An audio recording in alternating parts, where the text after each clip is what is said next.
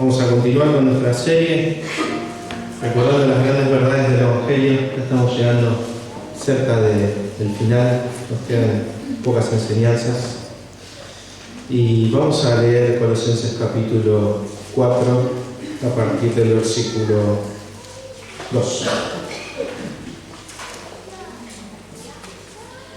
Dice así la palabra de Dios: perseveren en la oración, velando en ella con acción de gracias. Oren al mismo tiempo también por nosotros, para que Dios nos abra una puerta para la palabra, a fin de dar a conocer el misterio de Cristo, por el cual también he sido encarcelado, para manifestarlo como debo hacerlo. Anden sabiamente para con los de afuera, aprovechando bien el tiempo. Que su conversación sea siempre con gracia, sazonada como con sal, para que sepan cómo deben responder a cada persona. Los invito a que oremos al Señor y luego escuchamos su palabra.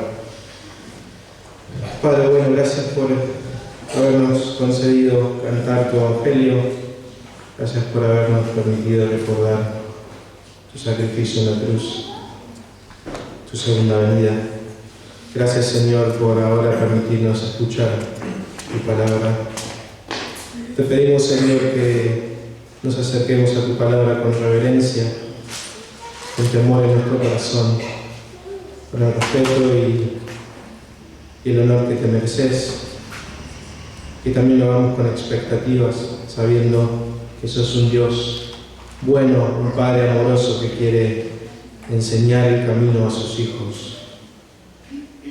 Y que en todo tiempo nuestra disposición y nuestro corazón sea la de querer hacer tu voluntad.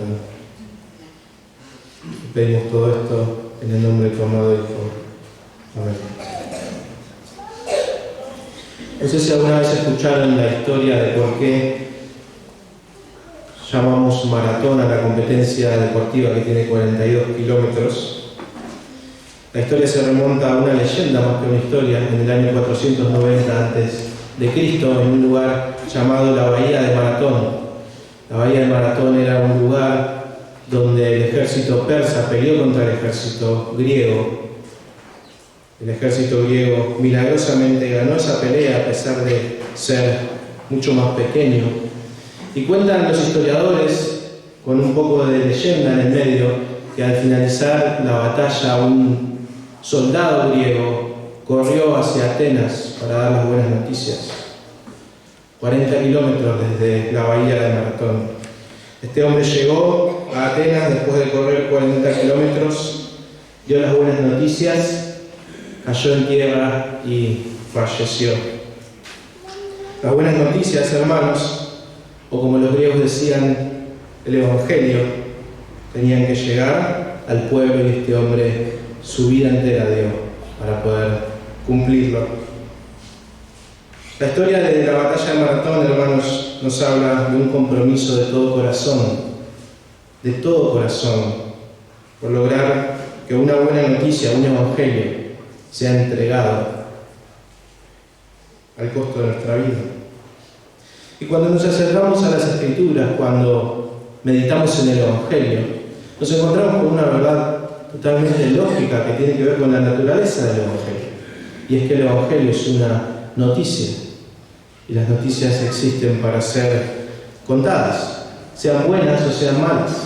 Para eso trabajan los periodistas, para eso trabajan los periódicos, para eso trabajan los medios de comunicación, para entregar noticias, sean buenas o sean malas. Y lo mismo nos encontramos en la palabra de Dios. Cada vez que la palabra de Dios habla del Evangelio, supone, enseña, insiste en que ese mensaje tiene que ser anunciado. La diferencia con las noticias de este mundo, la diferencia con otro tipo de noticias, es que el Evangelio es la noticia más preciosa, más bella, más digna de ser contada. La imagen de la batalla de Maratón que pensábamos recién, con este hombre corriendo, llegando, entregando su vida, nos habla de un compromiso verdadero, profundo, con querer entregar un mensaje, con la convicción de que ese mensaje merece ser contado. Las imágenes que nos encontramos en la palabra de Dios son exactamente las mismas. Lo que Jesús hizo en la cruz es la mejor noticia, hermanos, que los hombres pueden escuchar, y la Biblia insiste una y otra vez que tenemos que contar esa noticia.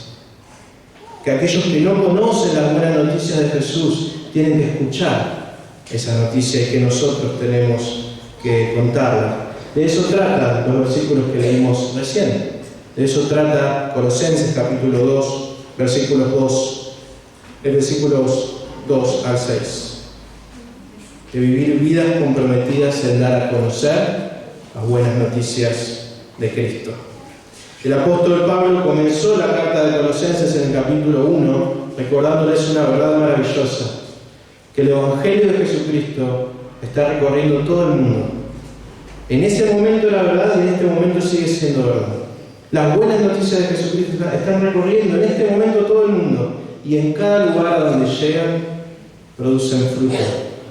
Porque el Evangelio es para todos, porque el Evangelio puede salvar a todos. Y porque hay muchas personas trabajando, como Pablo, para que ese Evangelio llegue a todos. El Evangelio transformó a los colosenses, el Evangelio transformó a los filipenses, a los atenienses, el Evangelio transformó a los rosarinos cuando llegó a Rosario. Un mensaje que es para todos, un mensaje que salva a todos los que lo reciben, que los transforma. Y Pablo está llegando al final de su carta, dando las últimas instrucciones, y él los exhorta, una vez más, a que sus vidas tienen que estar comprometidas con tomar ese mensaje que los salvó a ellos y llevarlo a otras personas para que otros también conozcan el Evangelio. Fíjense, hermanos, que nuestro texto tiene claramente dos exhortaciones principales que van a ser los 2 puntos de esta mañana. De los versículos 2 al 4, Pablo se enfoca en que tenemos que tener vidas comprometidas en orar por el avance del Evangelio.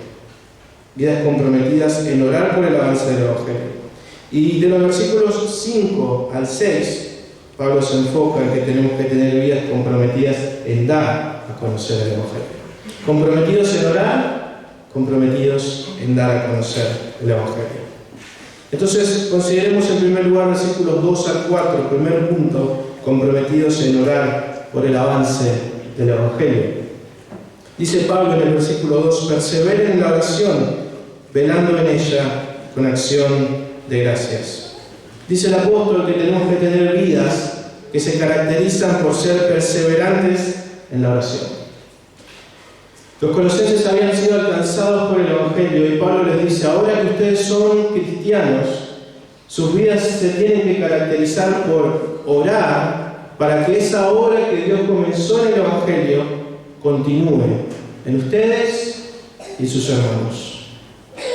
Que esa obra continúe en ustedes y que continúe en sus hermanos. El Evangelio llega a nosotros, nos salva y comienza una obra de transformación. Y la oración es ese medio por el cual acudimos a Dios pidiéndole que esa obra continúe. Noten, hermanos, que Pablo dice que esta vida es perseverante, dedicada a la oración. La imagen de este texto es la imagen de un hombre que camina en una dirección y persiste en su camino, a pesar de que tiene el viento en contra, a pesar de que tiene dificultades, persiste en hacer lo que tiene que hacer. Así, dice Pablo, tenemos que orar. Por supuesto que el texto nos está hablando de que tenemos que separar tiempo todos los días para orar. Que tenemos que buscar la quietud de nuestros hogares para estar a solas con el Señor.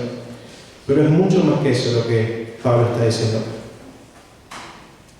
Pablo nos está hablando de la cotidianidad de la vida, de nuestro trabajo, de nuestros estudios, de cuando nos sentamos a comer, de cuando estamos volviendo del trabajo, de cuando estamos con nuestros hermanos, en todos esos momentos, vidas enfocadas en la oración. La iglesia medieval tenía una costumbre que muchas iglesias conservan hasta el día de hoy, que se conoce como la liturgia de las horas. La liturgia de las horas consiste en una actitud de oración, que cuando comemos, que cuando bebemos, separamos un momento para orar. La actitud del creyente, dice el apóstol, también tiene que ser alerta, o como dice nuestro texto, velando.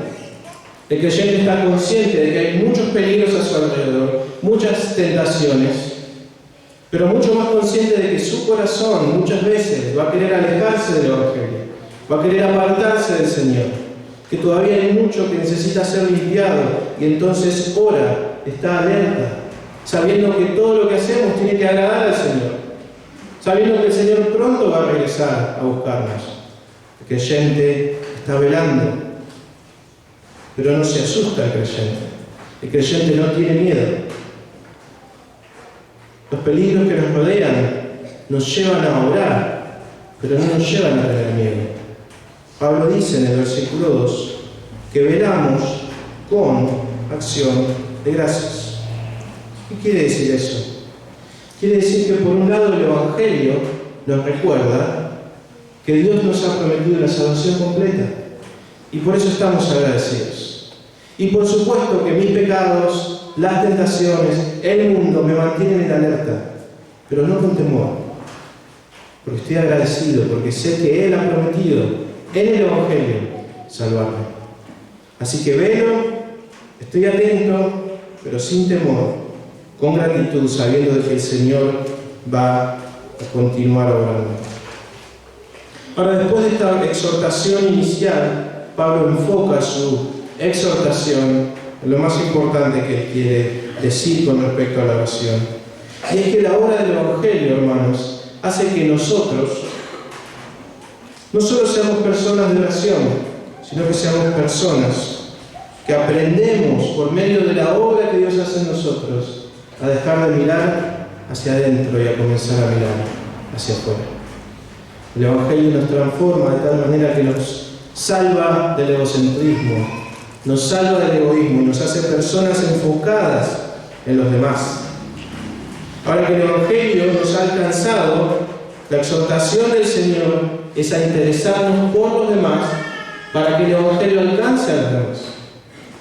Y es por eso que la oración del cristiano se caracteriza pensando en los demás, pensando en que los demás escuchen y crean el Evangelio. Fíjense lo que dice el versículo 3. El apóstol le pide a los colosenses: oren al mismo tiempo también por nosotros, para que Dios nos abra una puerta para la palabra, a fin de dar a conocer el misterio de Cristo, por el cual también he sido encarcelado, para manifestarlo como debo hacerlo. La palabra de Dios enseña que así como en esa batalla de Maratón había un mensajero, de la misma manera Dios ha asignado mensajeros para llevar el Evangelio. Nuestra tarea, dice el texto, es orar para que su trabajo sea exitoso. Orar para que su trabajo sea exitoso. Los mensajeros de Dios, hermanos, son los evangelistas, los misioneros, los pastores, los plantadores de iglesias. Por ellos, dice el Señor, oren. Por ellos, ténganlos presentes en la oración, para que su obra sea fructífera. Para que el Evangelio corra, dice Pablo, para que alcance a las personas, pero no solo para que escuchen el Evangelio, para que crean en ese Evangelio. Oren por ellos, oren por ellos. Queremos que muchos escuchen, queremos que muchos crean, y por eso tenemos que orar. Comprometidos con orar por el avance del Evangelio. Algunos de ustedes, los más grandes, recordarán cuando Argentina entró en guerra con el Reino Unido. Muchos soldados argentinos viajaron a la Patagonia, al mar argentino, a las Islas Malvinas, a las islas del Atlántico Sur. Sin embargo, las noticias decían que Argentina entró en guerra. El ejército no entró en guerra, Argentina entró en guerra. Porque aunque había un grupo de personas peleando, había todo un país que entendía que había un interés en común. Por eso las personas enviaban comida a esos soldados que quizás ni conocían, por eso les enviaban cartas, por eso miraban las noticias, por eso prendían la radio, escuchaban a los periodistas, leían el diario, porque aunque algunos fueron, la causa es de todos. Lo único que los diferencia son los roles, sus tareas. Así debería ser, hermanos, la Gran Comisión. Así debería ser. Algunos van, otros se quedan, pero no hay dos causas, no hay dos tareas, no hay dos intereses. Los que van predican, los que se quedan oran. Pero todos comparten el mismo interés. Cuando un soldado se va a la guerra, los que lo conocen, lo extrañan, piensan en él, le envían cartas, si es posible, le envían víveres. Cuando los soldados argentinos regresaron de la guerra, las personas fueron a las estaciones de trenes a esperarlos. Una causa compartida. Así deberíamos ver a la iglesia, así deberíamos ver a los evangelistas, así deberíamos pensar en los misioneros, en los pastores de esta iglesia. Lo único que nos diferencia es el rol que el Señor nos ha asignado. Simplemente eso. A ellos el Señor nos manda, pero a nosotros nos pide que oremos para que esa misión tenga éxito. ¿Es así como vemos, hermanos, la Gran Comisión? ¿Es así como pensamos de las misiones, de los evangelistas, de la obra que nuestra iglesia está plantando en otros lugares? Yo creo que muchas veces los evangélicos tenemos la tendencia a fragmentar la Gran Comisión. La fragmentamos. Pensamos que hay diferentes tipos de cristianos con diferentes intereses. Y pensamos que hay uno que tiene una carga evangelística, o que hay un ministerio en la iglesia que hace evangelismo. Pero a mí me interesan otras cosas. Yo participo en otros ministerios, así que por ellos no estoy interesado. Esa no es la imagen que tenemos acá. Por supuesto que tenemos intereses diversos. Por supuesto que tenemos dones diversos.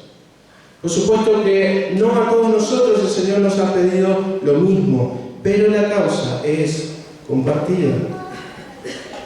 A los evangelistas el Señor los envía, a los misioneros Él les pone una carga para salir e ir a otros lugares. A nosotros no nos deja exentos, nos pide que oremos. Por nuestros evangelistas, por nuestros pastores, por nuestros misioneros, comprometidos en orar por el avance del Evangelio. Noten, hermanos, que Pablo nos da en nuestro texto cuál tiene que ser el contenido de esa oración y también nos dice cuál es el fundamento de esa oración. El contenido, como lo decíamos hace un momento, es que Dios abra puertas, que tenga éxito la tarea evangelística, que Él cree oportunidades para que el Evangelio sea escuchado. El Señor en este texto es el gestor. Nosotros somos los que hacemos la tarea, pero Él es el que gestiona la obra. Él es el que abre puertas para que podamos ir a un lugar. Él es el que cierra puertas para que vayamos a un lugar y nadie nos escuche. Él es el que puede abrirnos puertas para que prediquemos a nuestros compañeros. Él es el que puede abrir puertas para que tengamos una obra en un geriátrico, en una obra en una universidad. Él es el que lo hace. El jueves pasado estaba hablando con unos hermanos que están planeando irse a vivir a Mendoza y ellos me decían: estamos esperando que el Señor abra puertas, porque la iglesia está dispuesta, pero todavía no tenemos los recursos, así que estamos orando para que Él nos abra puertas, para que podamos ir a vivir a Mendoza. Por eso tenemos que orar. Ese es el contenido de la oración de estos textos. Señor, abrinos puertas. Abrinos puertas en lo que estamos haciendo en Villas, abrinos puertas para seguir yendo al geriátrico, abrinos puertas para mantener a nuestros pastores, abrinos puertas para pagar este alquiler, ayudarnos a poder mantenernos en este lugar o ir a otro lugar. Pero por encima de eso, que aquellos que escuchan, Señor, abrir las puertas de su corazón para que escuchen con fe. Ese es el contenido de la oración. El fundamento de las oraciones de la Iglesia por el evangelismo es la soberanía de Dios y el poder del evangelio. La soberanía de Dios y el poder del evangelio. ¿Por qué oramos? Porque solo Dios hace la obra. Él es soberano. Oramos porque Él es el que abre, Él es el que cierra, Él es el que empuja a las personas, Él es el que las llama. Eso es lo que dice el versículo 5. Pablo dice: oren para que Dios nos abra puertas. Él es el soberano. Nosotros no podemos hacer nada. Él tiene que abrir las puertas. Ni siquiera podemos escribir un mensaje que sea elocuente, que sea poderoso, que valga la pena ser escuchado. Ni siquiera eso. Por eso el texto dice que el Señor abre la puerta para la palabra. No para el discurso que armamos, no para nuestra estrategia de marketing, no para la palabra, porque ni siquiera eso. Nuestro fundamento es que Dios es soberano y poderoso, que su evangelio es poderoso. Que el Señor abra puerta, dice el versículo 5, para la palabra, a fin de dar a conocer el misterio de Cristo. Confiamos en que Él es soberano, confiamos en que su evangelio es poderoso. Y si estás acá en esta mañana y no sos cristiano, no tenemos nada elocuente que decirte, más que Cristo, que murió por tus pecados. Eso es lo único que tenemos para decirte. Así que somos llamados a comprometernos con orar por el avance del evangelio, con la convicción de que la causa es de todos nosotros, con la confianza de que Él es soberano, de que el evangelio es poderoso. Ahora, pasando a los versículos 5 y 6, vamos a ver que la tarea no termina ahí. Dice un comentarista que los primeros versículos tienen que ver con hablarle a Dios por el bien de las personas. Versículos 2 a 4. La segunda parte tiene que ver con hablarle a las personas. El Señor nos dice: hablen conmigo por el bien de las personas. Oren. Versículos 5 y 6. Hablen con las personas. Así que segundo punto principal, comprometidos en dar a conocer el evangelio. Leamos una vez más el versículo 5. Anden sabiamente para con los de afuera, aprovechando bien el tiempo. Dijimos hace un rato que el Señor ha asignado a algunos mensajeros, ministros del evangelio, y ellos sí se enfocan de manera concentrada en predicar el evangelio. Sin embargo, en la medida en la que sea posible, el Señor nos dice en este texto que la tarea es tuya, es mía, es de todos. Dios quiere que algunas personas dediquen su vida enfocada a evangelizar, a ser misioneros, a plantar iglesias.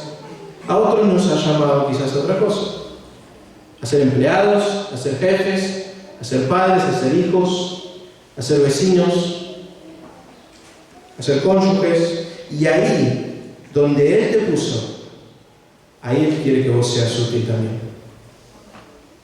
De eso trata el versículo 5. Anden sabiamente para con los de afuera. Con las personas que te rodean en el día a día, dice el Señor, con esos que ves a diario, sé sabio y aprovecha el tiempo que compartís con ellos. Estate atento, dice el Señor, sé inteligente, porque ahí te puse por ellos. Fíjense lo que dice John Piper sobre qué significa ser sabios en este texto. Piper dice lo siguiente: ser sabios significa qué hacer para la gloria de Dios cuando estamos con esas personas. ¿Qué hacer para la gloria de Dios cuando estamos con esas personas y cuando se nos queman los papeles de ese país? Cuando no tenemos un manual que nos dice, bueno, ahora sé esto, esto y esto. Sé sabio, dice el Señor. Continúa diciendo Piper, citando a Pablo en Corintios: a todos me he hecho todo. Busco la manera de acercarme a todos, pero, dice Piper, sin comprometer la santidad y la verdad. Busco acercarme a todos, pero sin comprometer mi lealtad a Dios, sin comprometer la verdad que les tengo que anunciar. Ser sabio, continúa diciendo, consiste en tener creatividad, tacto y consideración. Consiste en tener instinto para cada momento, tener ojos para identificar lo que las personas necesitan, lo que las personas buscan. Para aprovechar bien el tiempo, concluye, tenemos que ser sabios. La palabra que Pablo está utilizando en este texto es una palabra que tiene que ver con el comercio. Es la imagen de un comerciante.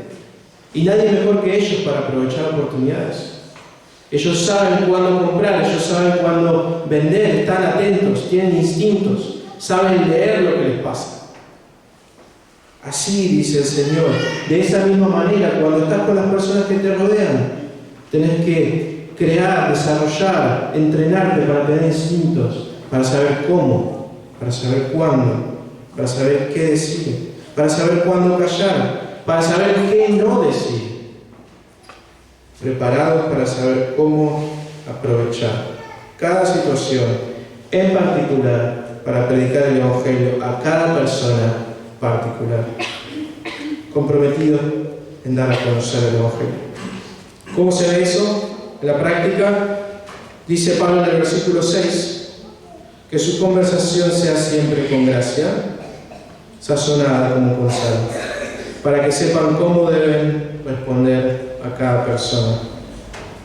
Una conversación con gracia, sazonada con sal, sabiendo cómo responder a cada persona. Hermanos, este versículo da por sentado algo que creo que muchas veces nosotros no damos por sentado. Y es que el cristiano no es alguien que vive encerrado y desconectado del mundo. No es alguien que vive encerrado y desconectado del mundo.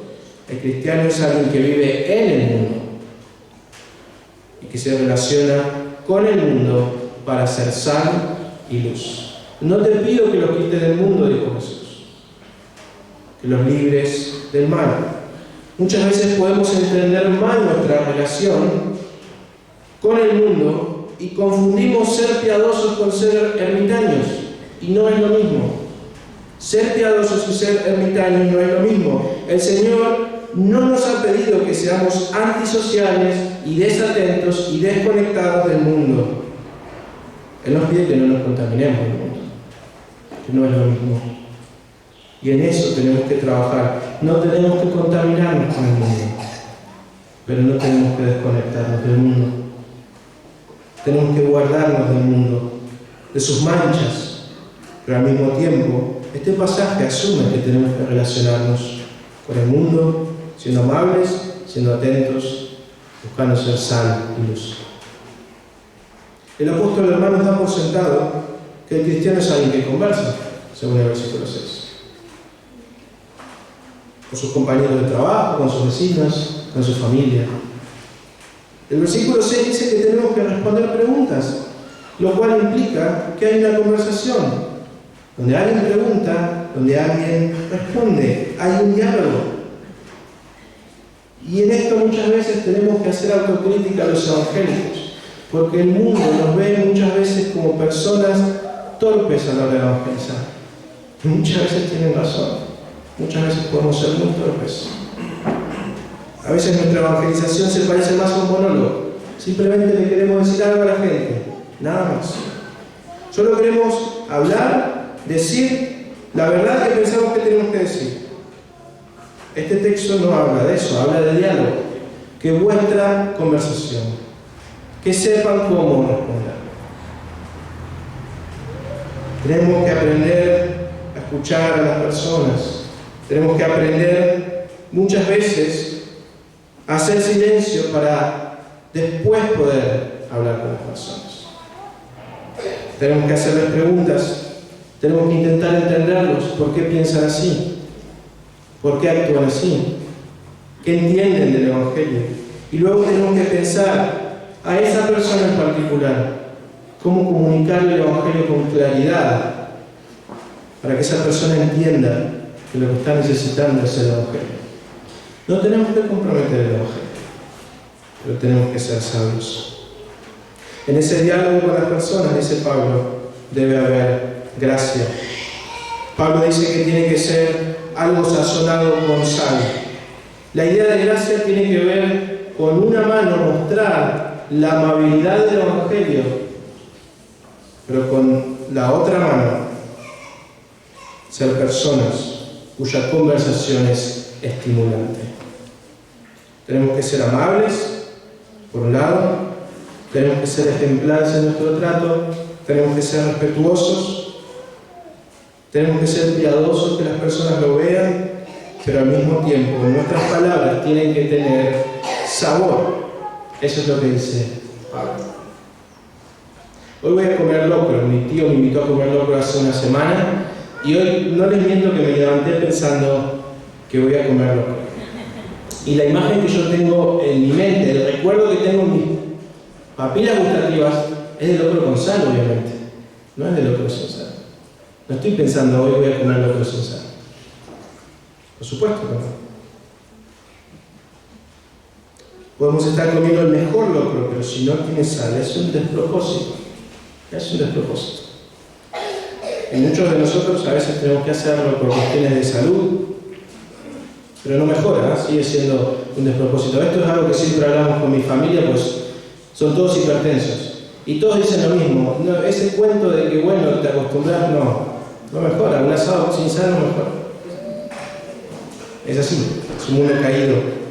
Nuestras palabras tienen que ser correctas, pero tienen que tener sabor esa palabra. Eso quiere decir que cuando las personas hablan con vos, se tienen que ver estimuladas a querer seguir hablando con vos. ¿Por qué? Porque ven una piedad peculiar, porque ven que tu comportamiento no es como el de ellos.